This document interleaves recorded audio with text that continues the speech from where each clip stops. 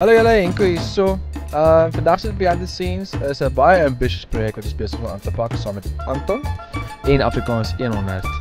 Hey, daar's yours truly. Daarso is ek verantwoordelik vir die kerse wat ons gebruik het vir Aesthetics wat gesponsor is deur 'n baie gawe kliënt van ons. So ja, ons het hierdie projek gedoen saam met Anton en Afrikaans 100. Die hele projek gaan oor die taal Afrikaans wat 100 jaar oud word. So ja, daai spesifieke dag het so lank gevat. Ons het 'n uur en 'n half gevat om op te stel. Ons het 'n spuitmasjien gehad. Kom ons vat vir 'n oomblik en luister gou hierna. Ja, beautiful. Ons gaan vinnig weer ook 'n sneak peek gee van wat ons verwag, hoe mooi dit klink.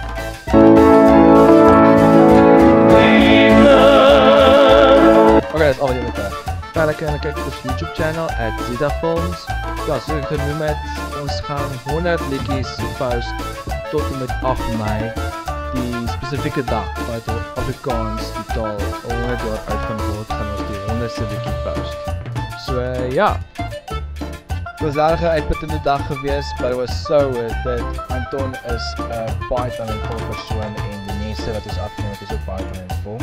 So ja, ek dink julle sal baie geniet. So check it out op YouTube, ZitaFilms.